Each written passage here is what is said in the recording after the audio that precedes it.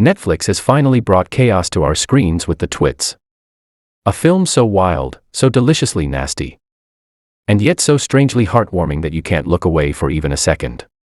From the moment the movie begins, you're pulled into a world that looks like a messy dream: crooked houses, flying pies, and the most terrible couple ever created. Mr. and Mrs. Twit. Mr. Twit's beard is like a museum of old food, while Mrs. Twit's mind is a collection of mean ideas.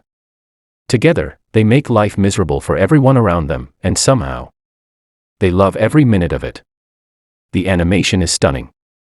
A mix of vintage storybook style and modern digital chaos that brings every disgusting detail to life in glorious color. Netflix didn't just adapt Roald Dahl's story, they reimagined it, giving us moments we've never seen before, flashbacks to their younger, even nastier days, and hints of how they ended up so perfectly horrible together. The humor is fast, sharp, and dark, with jokes that make kids laugh and adults smirk. One second you're watching them pull the cruelest pranks, and the next, you're realizing there might actually be something human hiding behind those twisted grins. The voice actors dive completely into their roles, delivering every line with the perfect mix of madness and charm. And the background score, wild drums, sneaky violins, and creepy laughter, makes the whole movie feel alive. But the real magic begins when the animals start fighting back. The birds and monkeys, tired of being bullied, finally decide they've had enough. And the story turns from cruel comedy into a clever rebellion. The Twits might think they rule the town, but nature has its own plans. As you watch, you realize this isn't just a funny cartoon, it's a story about arrogance, cruelty, and how even the smallest voices can rise against it.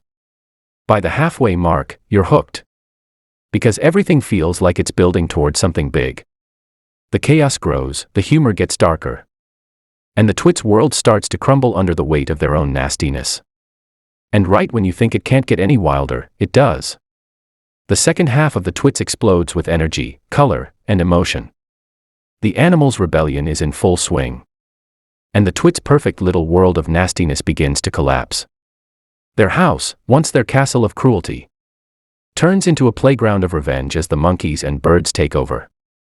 Every scene feels faster, funnier, and more chaotic: flying furniture, spaghetti raining from the ceiling, and the Twits shouting in disbelief as their own tricks start turning against them.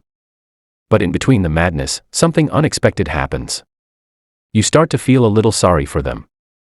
Beneath all the ugliness, you sense two people who forgot how to be happy, who've spent so long being cruel that they don't know how to be kind anymore. It's that strange mix of comedy and sadness that makes this movie special. Director Phil Johnston plays with emotions like a magician, making you laugh one moment, then quietly tugging at your heart the next. The visuals are breathtaking: glowing sunsets over twisted towns, glowing lights in the junkyard, and close-ups so detailed you can almost smell the dirt. And the finale, it's wild, beautiful, and unexpectedly emotional. The Twits get a taste of their own medicine, but in a way that's clever and satisfying, not cruel. It feels like the story of karma, wrapped in a coat of laughter. The last few minutes slow down. The music softens, and for the first time, you see what the world looks like when the Twits are gone: brighter, cleaner, and somehow, free. As the credits roll, you can't help but smile. Netflix has turned one of Roald Dahl's weirdest stories into something that feels classic and new at the same time. A movie that makes you laugh, think, and maybe even feel a little emotional. The Twits isn't just another animated release. It's a reminder that goodness always wins, that kindness matters, and that even the most twisted stories can have a beautiful ending. So if you haven't watched it yet, it's streaming right now on Netflix, and trust me, it's the kind of film that'll stay stuck in your head long after you've closed the app.